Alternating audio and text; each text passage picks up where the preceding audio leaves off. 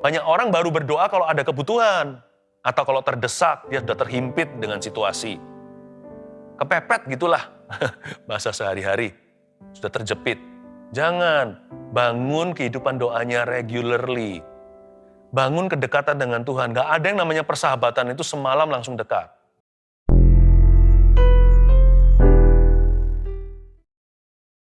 Tuhan Yesus, hanya Engkau satu di hati kami. Kepadamu kami berdoa dan kami berdoa di dalam nama-Mu. Ajari kami berdoa seperti Engkau mengajari murid-murid-Mu 2000 tahun lalu dan mengajari mereka doa Bapa kami. Ajari kami lebih dari itu Tuhan. Tuhan Yesus, bukakan ya Tuhan Yesus wawasan kami. Sehingga ketika kami berdoa, doa kami mengandung kuasa. Supaya kami tidak memanipulasi sorga. Tetapi kami tunduk kepada Allah, lawan iblis, maka iblis akan lari daripada kami. Terima kasih Tuhan, sembunyikan hamba-Mu di balik salib-Mu. Ya Tuhan, urapi ya Tuhan Yesus hamba jadi pengajar umat-Mu untuk bisa mengajarkan apa yang benar dan apa yang mengubahkan kehidupan mereka. Dalam nama Yesus. Amin. Puji Tuhan. Saya bawa Anda ke dalam sekolah doa ya. Bukan sekolah beneran, sekolah Roh Kudus. Saya kasih judul doa yang efektif. Yes. Doa yang efektif. Buka bersama dengan saya di cerita Abraham di Kejadian pasal yang ke-18 ayat yang ke-22. Di sana ada cerita doa syafaat Abraham untuk Sodom. Kita akan diajari oleh Roh Kudus lewat saat teduh ini bagaimana berdoa yang efektif. Syafaat yang menggerakkan hati Tuhan. Doa yang memindahkan gunung dan mengubahkan. Ini bukan rumus. Ini bukan teori. Tapi ini impartasi. Ketika Anda menangkapnya, ini akan merombak kehidupan doa Anda. Mesbah doa Anda tidak akan pernah sama lagi. Karena banyak sekali di antara kita melakukan kesalahan-kesalahan yang nggak fatal, tapi kesalahan-kesalahan yang kita nggak sadari. Ternyata doa itu bukan tuh hal-hal seperti itu, atau doa nggak sedangkal itu. Mari kita pelajari sekarang dari cerita ini, luar biasa sekali ya, ambil catatan. Nanti kita akan dapatkan poin-poin dari Tuhan langsung yang akan mengajari kita bagaimana berdoa dengan kuasa. Doa yang efektif seperti ini, mulai ayat 22. Lalu berpalinglah orang-orang itu dari situ dan berjalan ke Sodom, tetapi Abraham masih tetap berdiri di hadapan Tuhan. Abraham datang mendekat dan berkata, apakah engkau akan melenyapkan orang benar bersama-sama dengan orang fasik? Bagaimana sekiranya ada 50 orang benar dalam kota itu, apakah engkau akan melenyapkan tempat itu? Dan tidakkah engkau mengampuninya karena ke-50 orang benar yang ada di dalamnya itu? Jauhlah kiranya daripadamu untuk berbuat demikian, membunuh orang benar bersama-sama dengan orang fasik, sehingga orang benar itu seolah-olah sama dengan orang fasik. Jauhlah kiranya yang demikian daripadamu, masakan hakim segenap bumi tidak menghukum dengan adil. Saya langsung ke tengah-tengah, padahal ini ada cerita sebelumnya bagaimana Tuhan visitasi, totalnya ada 3 pria. 2 diantaranya malaikat, salah satunya adalah penampakan Tuhan Yesus di Perjanjian Lama. Sebagai malaikat juga seperti itu, padahal adalah anak Allah. 3 pria totalnya, yang 2 menuju ke Sodom. 1 tinggal di belakang, masih ngobrol-ngobrol sama Abraham. 1 itulah anak Allah yang maha tinggi, Yesus Kristus namanya. Yang 2 langsung survei ke lapangan, bukan karena Allah tidak maha tahu, tapi Tuhan tidak pernah bertindak semena-mena. Semua selalu dikonfirmasi saksi. Sekalipun Tuhan maha tahu. Tuhan itu, kalau bahasa Hokiannya ya, Cheng Li. Tuhan itu sangat-sangat fair, sangat adil orangnya. Nggak mentang-mentang berkuasa. Makanya itu ada 3 pria. 2 pergi dulu, Yesus tinggal dengan Abraham. Nah ini yang kita baca tadi, adalah catatan syafaat Abraham waktu itu kepada Tuhan. Ayat 22, lalu berpalinglah orang-orang itu, the 2 angels, 2 malaikat. Berpalinglah orang-orang itu dari situ dan berjalan ke Sodom. Tetapi Abraham masih tetap berdiri di hadapan Tuhan. Lihat itu. Salah satunya bukan malaikat biasa, tapi Tuhan Yesus. Ayat 23, Abraham datang mendekat dan berkata, apakah engkau akan melenyapkan orang benar bersama-sama dengan orang fasik? Tolong hiraukan, jangan hiraukan dulu, abaikan dulu kalimatnya Abraham. Ya. Kalimat syafaatnya itu jangan difokuskan. Fokuskan kepada komentar Alkitab. Abraham datang mendekat. Ini dahsyat. Apapun doanya, itu nomor 2. Doanya bunyinya begini, apakah engkau Tuhan akan melenyapkan orang benar bersama dengan orang fasik? Doanya dimulai dengan sebuah pertanyaan. Pertanyaan untuk menggerakkan hati Tuhan, bukan memanipulasi. Dia mencoba ajak Tuhan dialog, karena Tuhan membuka diri untuk diskusi. Karena Tuhan berpikir begini, apakah aku akan sembunyikan rencanaku untuk hancurkan Sodom Gomora? Tidak akan kusembunyikan dari sahabatku Abraham. Tapi lupakan kalimatnya. Coba lihat komentar Alkitab. Abraham datang mendekat. Ini luar biasa loh. Doa yang efektif satu persatu ya, saya ajarkan ya, catat itu. Poin pertama, dipanjatkan dari kedekatan. Doa itu baru efektif, karena orang itu dekat dengan Tuhan. Doa yang efektif itu, yang penuh kuasa dipanjatkan dari kedekatan, karena itu sedia payung sebelum hujan. Banyak orang baru berdoa kalau ada kebutuhan, atau kalau terdesak, dia sudah terhimpit dengan situasi. Kepepet gitulah, bahasa sehari-hari, sudah terjepit. Jangan, bangun kehidupan doanya regularly. Bangun kedekatan dengan Tuhan. Gak ada yang namanya persahabatan itu semalam langsung dekat. Itu dipupuk tahunan. Anda punya sahabat karib gak? Punya BFF, best friend gak? Mungkin Anda punya best friend forever. Itu dari sejak sekolah, gak pernah putus hubungan hingga hari ini. Masing-masing udah punya keluarga. Wah, sudah jadi, sudah betul-betul menjadi teman yang paling akrab. Sudah lebih kental rasanya daripada hubungan darah. Bahkan dengan saudara kandung aja mungkin gak sedekat itu ya. Ada teman yang demikian. Mana ada yang semalam jadi begitu. Itu dipupuk terus-menerus. Karena segala hubungan bukan hanya dengan Tuhan. Itu bisa semakin dekat atau semakin kendor. Bisa maju, bisa mundur. Tergantung apakah kita memupuk hubungan itu dan beri waktu. Karena itu doa itu bukan permohonan lebih dulu. Doa itu mendekatkan diri pada Tuhan. Dan di sini Abraham datang mendekat dan berkata. Karena Abraham yang berkata, makanya mempan. Saya nggak ajarkan untuk kita pilih-pilih orang ya. Saya mau didoakan sama pendeta itu, nggak mau sama pendeta yang satunya. Bukan begitu ya. Ini salah tafsir kalau yang demikian itu aplikasinya terlalu jauh. Tapi maksud saya adalah doa orang benar bila dengan yakin didoakan sangat besar kuasanya itu rahasianya di mana? Doanya, bukan. Dengan yakin didoakan. Mau ngotot-ngotot seperti Nabi Baal juga Tuhan nggak dengar. Kuncinya di orang benar, doa orang benar. Bila dengan yakin didoakan, sangat besar kuasanya itu efeknya. Itu efektif doanya. Tapi kuncinya terletak pada kata orang benar. Jadi orang benar dulu. Ya, sebelum Anda doa memohonkan sesuatu, doa pertobatan dulu. Terima Tuhan bagi yang belum. Jangan titip doa, tolong ya, tolong Pak Pendeta atau tolong pada siapa. Tolong titip doa sama Tuhan. Tuhan gak terima titipan. Tuhan gak pakai sistem delivery. Kalau Anda mau mendapat pertolongan Tuhan, harus doa sendiri juga. Kita harus saling mendoakan iya, saling mendukung iya. Tapi kuncinya terletak pada doa pribadi. Apakah doamu efektif? Mungkin hubungannya lagi rusak sama Tuhan. Jadi sebelum minta-minta, seringkali kita harus datang dulu kepada Tuhan dan kembali dengan hati. Doa itu efektif karena dipanjatkan dari kedekatan. Abraham datang mendekat dan berkata, barulah dia mengatakan. Tahukah Anda, kedekatan dengan Tuhan itu adalah a position of power. Itu posisi kuasa. Makanya itu jangan hanya jangan skip praise and worship. Langsung aja nanti pada waktu doa, saat teduh contohnya, langsung ke hikmat marifat. Waktu Pastor Philip bernubuat. Jangan, ikuti dari awal pujian penyembahan. Bahkan sudah ada pemanasannya dengan kesaksian. Supaya kita dipanasi karena oleh darah anak domba dan oleh kesaksian iblis dikalahkan. Iman itu dibangun pelan-pelan dan waktu kita memuji menyembah Tuhan, itu posisi mendekat. Itu posisi kuasa. Itu seperti Abraham yang datang mendekat, lalu baru kemudian berkata.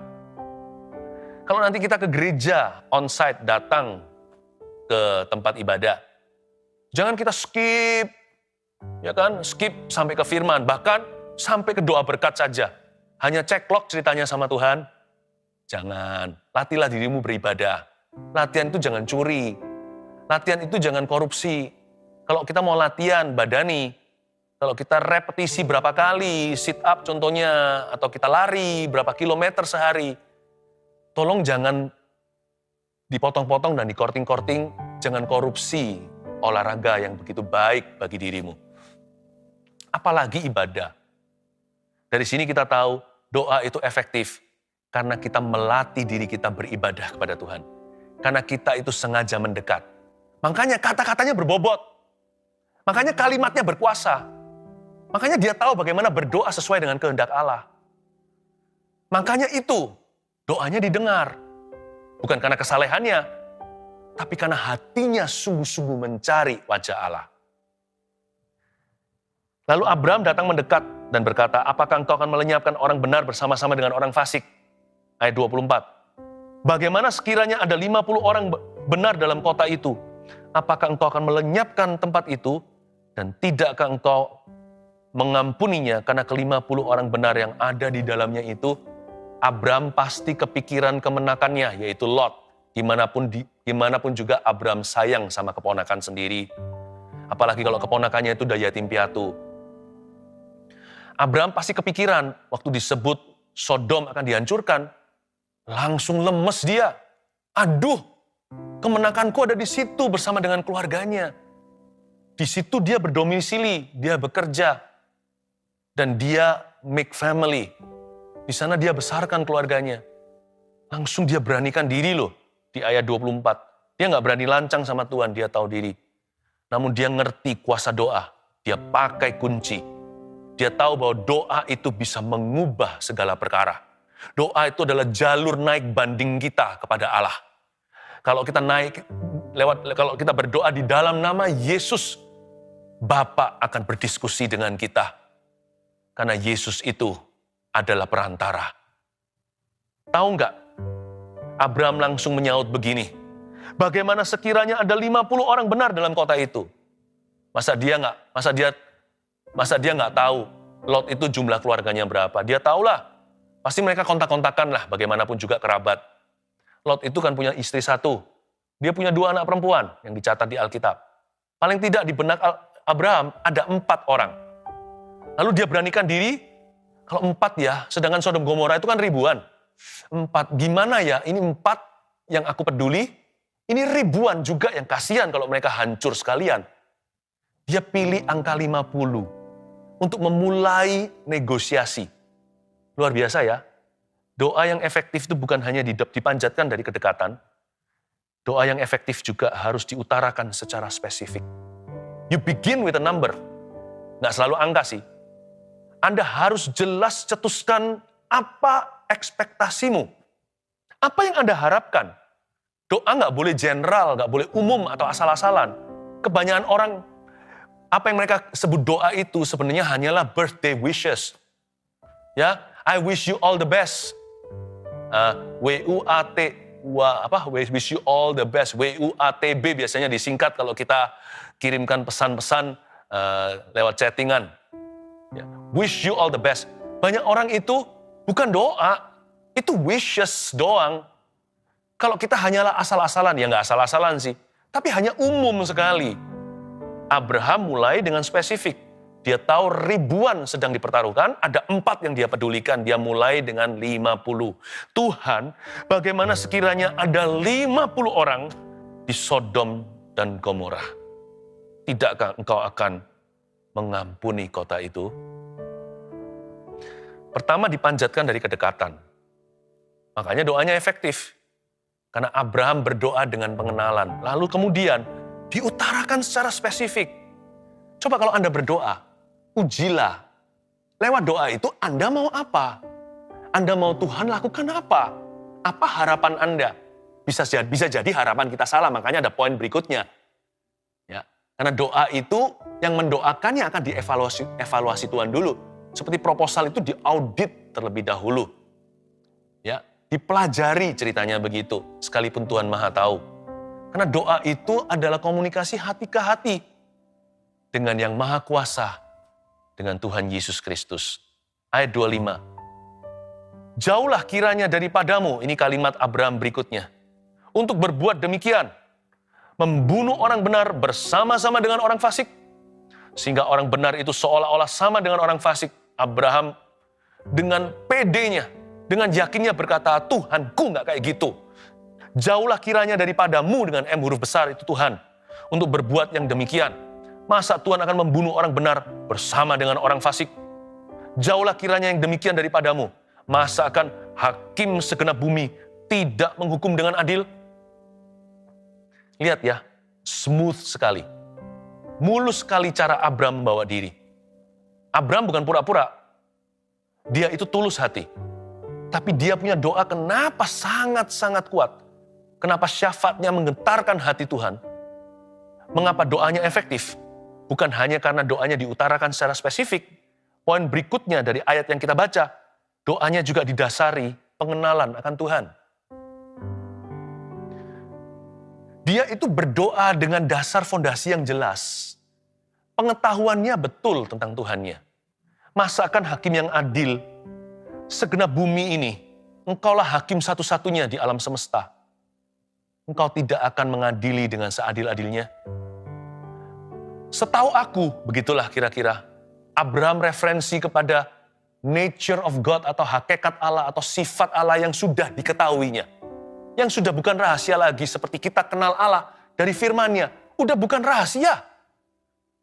Abraham itu mencetuskan kehendak Tuhan yang sudah dia sangat pasti tidak ragu lagi. Dia tahu bahwa Tuhan itu selalu menghendaki pertobatan, bukan kehancuran. Yang itu dia nggak perlu mikir dua kali.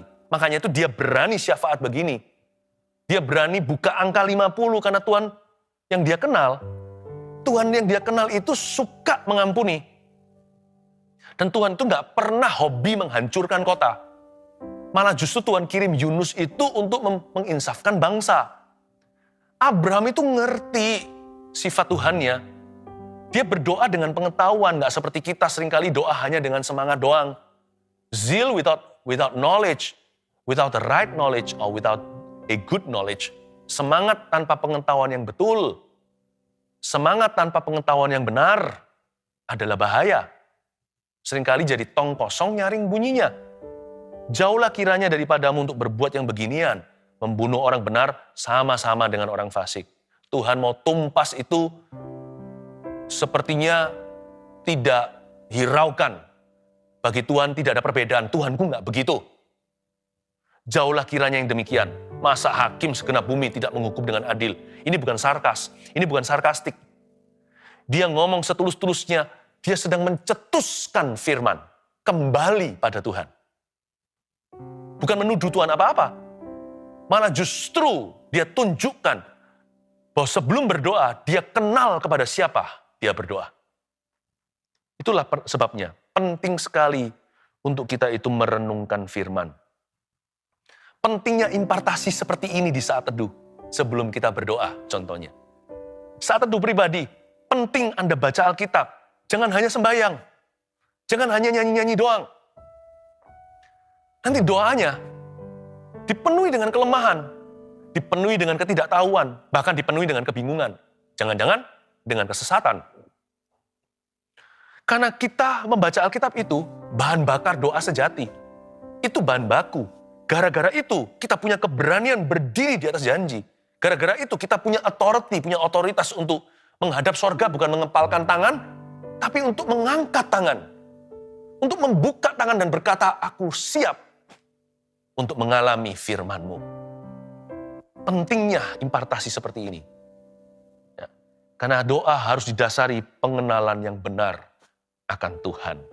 Ayat 26, Tuhan berfirman, ini jawabannya.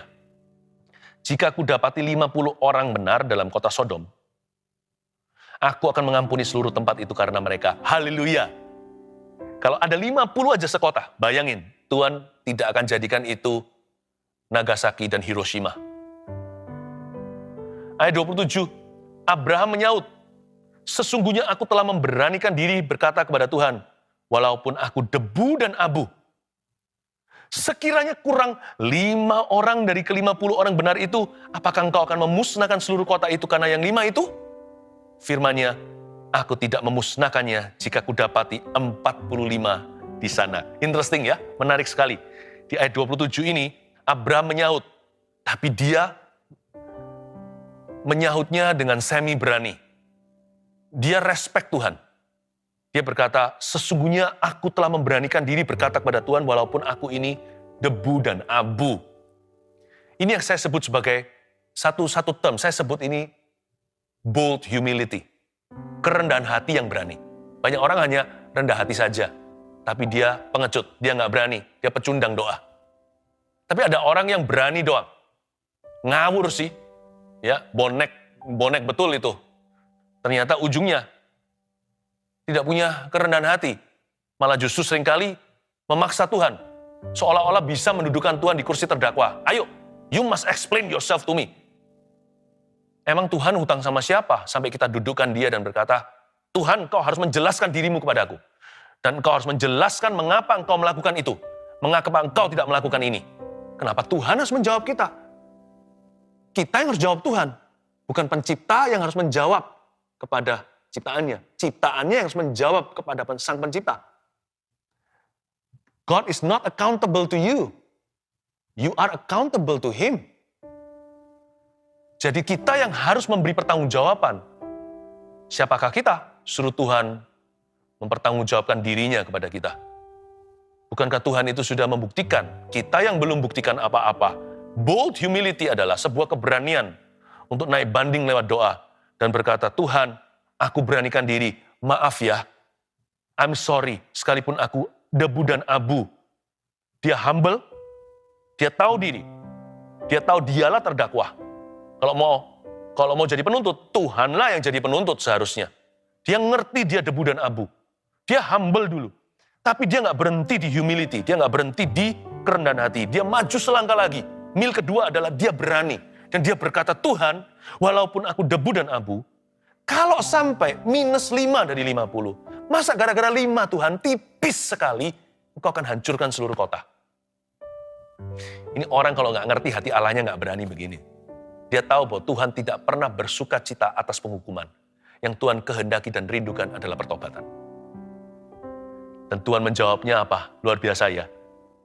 Tuhan berkata, firman-Nya, aku tidak akan memusnahkannya jika aku dapati 45 di sana.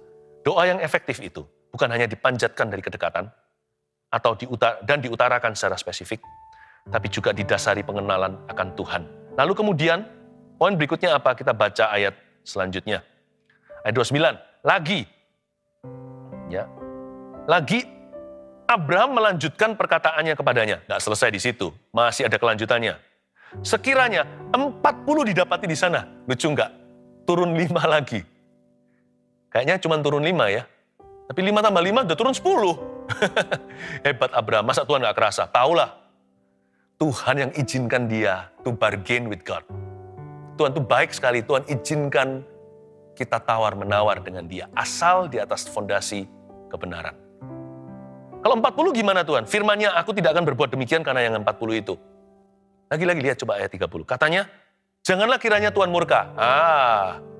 Lagi nih kelihatannya ya, kalau sudah ada kalimat pembukaannya, janganlah kiranya Tuhan murka, kayaknya dia nggak berhenti di sana.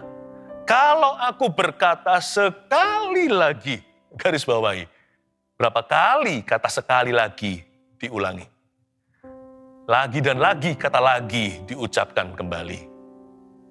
Sekiranya 30 didapati di sana. Belum selesai bicara disaut sama Tuhan. Firman-Nya, aku tidak akan berbuat demikian jika aku dapati 30 di sana.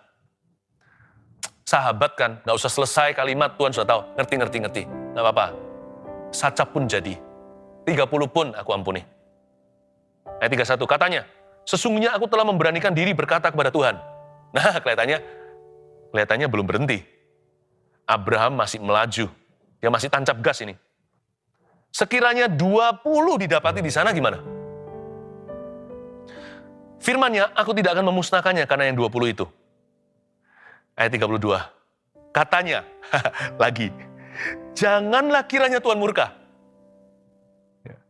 Ini untuk kedua kali si Abraham berkata, janganlah kiranya Tuhan murka. Kalau aku berkata sekali lagi, sekali ini saja, sekiranya 10 Tuhan, 10 didapati di situ.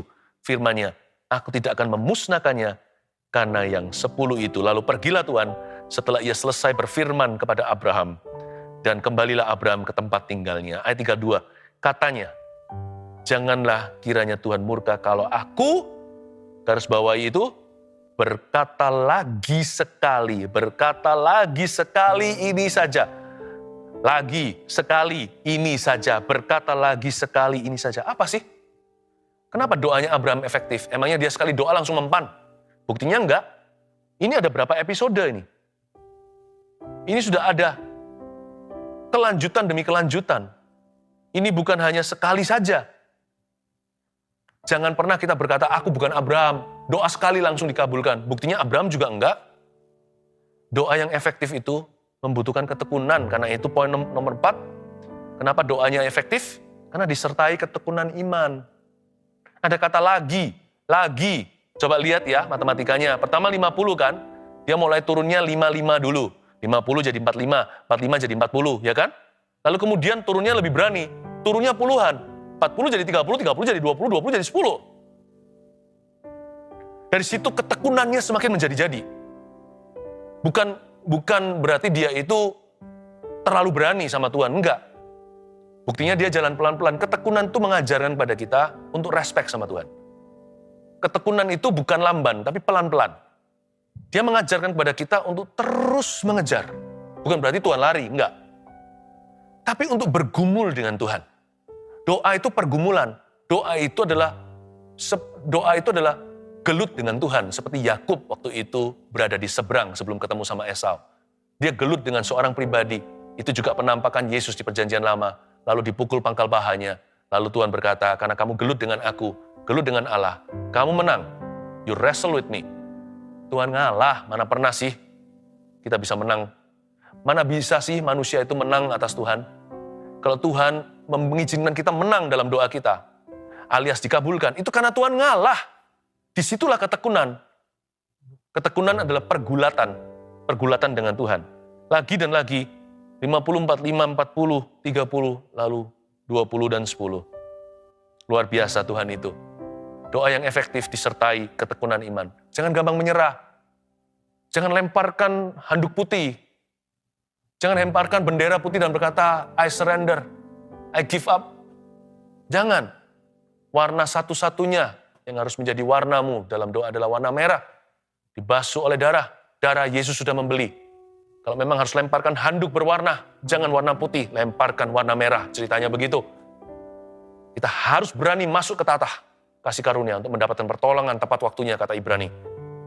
Tekun imannya. Lalu yang terakhir, poin yang terakhir. Kita baca lagi ayat 32. Katanya, janganlah kiranya Tuhan murka kalau aku berkata sekali lagi. Sekali ini saja. Sekiranya 10 didapati di sana. Firman-Nya, aku tidak akan memusnahkannya karena yang 10 itu. Mari kita bicara tentang 10. Angka terkecil dalam bargain atau negosiasi. Abraham dan Tuhan Yesus sepakat di angka 10. Sekiranya 10 didapati di situ, lalu Tuhan menjawabnya, aku tidak akan memusnahkan. Berarti dari sini kita tahu, like father, like son, Abraham seperti Allah yang dia sembah. Didorong belas kasihan. Mengapa doa itu efektif? Ya itu tadi poin kelima. Karena doa yang efektif itu selalu didorong belas kasihan. Bukan ambisi, bukan nafsu. Karena Yakobus berkata, doamu gak dijawab karena akan dihabiskan untuk memuaskan hawa nafsu. Bukan ambisi manusia, karena Tuhan tidak pernah sertai ambisi kita. Tuhan hanya sertai firman-Nya. Harus didorong belas kasihan. Masih gula hati Yesus. Dia didorong oleh belas kasih. Itu dia. Itu yang menjadikan doa kita itu susah dijawab tidak oleh Tuhan. Karena itu isilah hatimu dengan kasih. Karena kasih gak pernah gagal. Sebenarnya Abraham itu belas kasihnya pertama-tama untuk Lot sih. Tapi juga untuk Sodom Gomora. Karena dia susah-susah. Kalau dia memang mau Lot saja, dia langsung to the point. Tuhan selamatkan Lot. Memang sih, Tuhan selamatkan Lot. Kasih gak pernah gagal. Angka 10 gak dapat. Lot itu hanya berempat. Lot istrinya itu loh. Istrinya juga gak benar-benar sekali. Buktinya dia jadi tiang garam. Karena hatinya separuh-separuh dengan Tuhan. Ditolong, tidak berterima kasih. Malah dia merasa sayang dengan semua kemewahan hiruk pikuk Sodom Gomora. Dia menoleh jadi tiang garam. Tapi tetap bagaimanapun juga keluarga Lot itu masih lebih benar dibandingkan orang-orang Sodom Gomora. Ada 4, Lot, istrinya, lalu 2 putrinya. Abraham mungkin asumsi begini, aduh orang Sodom Gomora kasihan. Masa sih Lot selama puluhan tahun di situ gak pernah bisa memimpin pada kebenaran ekstra 6 orang. Abraham percaya kemenakannya. Pasti bisalah, dia ada DNA aku kok. Ternyata Abraham salah. Lot keluar hanya berempat. 1 jadi tiang garam. Dan 2 mantunya pun tertawa ketika diperingatkan. Dianggap Lot itu membuat lelucon. Bayangin sekebal itu loh terhadap Tuhan. Orang-orang ini sebebal itu. Jadi nggak ada 10. Total hanya 4. Minus 6. Tuhan selamatkan nggak? Kalau Anda baca ceritanya. Diselamatkan Lot. Sodom Gomora tidak dilempari semua bara api sampai Lot, istri dan kedua anaknya lari ke pegunungan terdekat atau lari ke kota berikutnya. Dan malaikat berkata begini, sebelum kamu sampai ke tempat itu, aku tidak bisa berbuat apa-apa terhadap Sodom dan Gomora.